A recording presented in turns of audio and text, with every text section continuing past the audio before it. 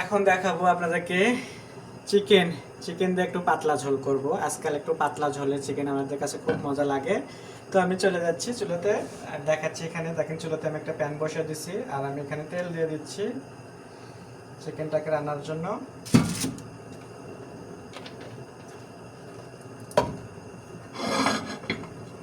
সাথে পেঁয়াজ কুচি,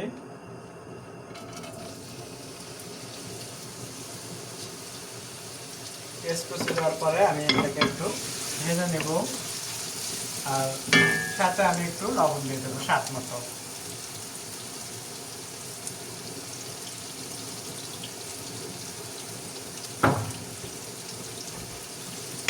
তারপর এখানে আছে গরম মশলা।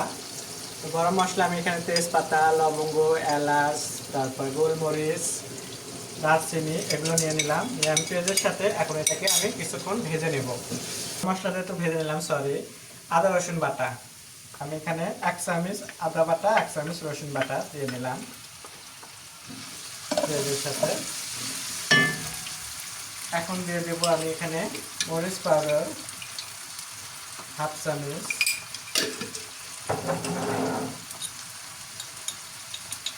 হলুদ পাউডার,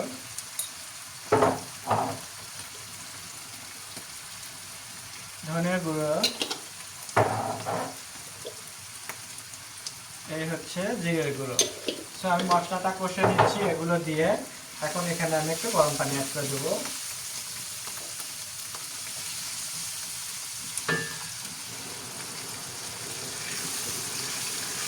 গরম পানিটা আমার রেডি থাকে, আমি প্রতিটা তরকারিতেই গরম পানি দিই।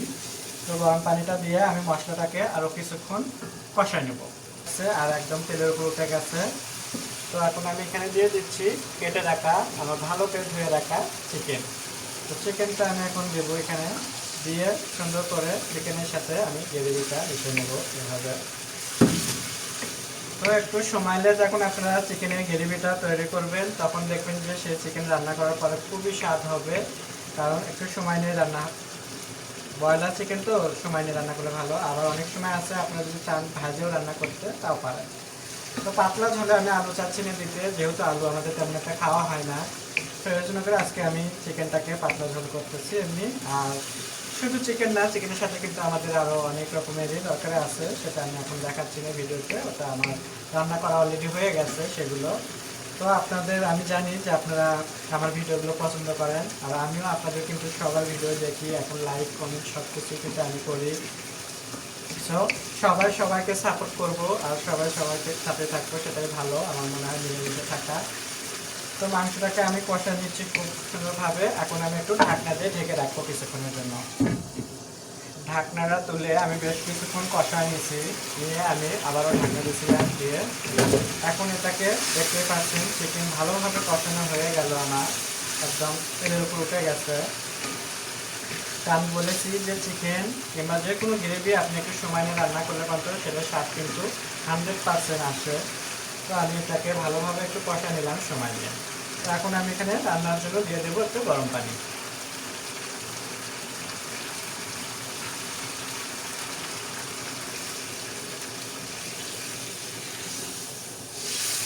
আমি এখানে গরম পানি দিয়ে দিলাম, দিয়ে এখন এটাকে হাই হিটে ঢাকনা দিয়ে ভালোভাবে 8 থেকে 10 মিনিট আমি এটাকে রান্না করে নেব। আর সেই ফাঁকে ফাঁকে আমি আপনাদেরকে দেখাবো। সো আমি ঢাকনা দিয়ে এটাকে এখন ঢেকে দিচ্ছি। কিন্তু বেশ কয়েক মিনিট এটা রান্না করেছি, 15 মিনিটের মতো কুকিং করে নিলাম। তো আমার এটা কিন্তু কুকিং হয়ে গেছে প্রায়। আমি আর বেশিক্ষণ না, সামান্য 2 থেকে 3 মিনিট হয়তো বা আমি এটাকে নামিয়ে নেব। তো নামানোর আগে আমি এখানে কয়েকটা দিয়ে দিতে হবে কাঁচামরিচ। তো যেহেতু ঝাল কম হবে, আমরা কিন্তু একদম ঝাল কম খাই তরকারিতে, সেজন্য করে ঝালটা কমই দিচ্ছি। আর অবশ্যই আপনারা একটু টেস্ট দেখে নামাবেন। তো আমি টেস্ট দেখছি, খুবই মজা হয়েছে, একদম 100%। সো ওয়াও বলতে গেলে। তো আমি এটাকে এখন আমার ঢাকনা দিয়ে লো হিটে আমি একটু কিছুক্ষণ কুকিং করে নেব। সো আশা করি আপনাদের ভালো লাগবে। আপনাদের যদি ভালো লেগে থাকে স্বাদ ও স্বাদের গল্পের সাথে থাকবেন, বেশি বেশি করে শেয়ার ও কমেন্ট করবেন। নতুন নতুন ভিডিও দেখার জন্য কিন্তু আমার ফেসবুক পেজে ফলো দেবেন। সবাই ভালো থাকবেন।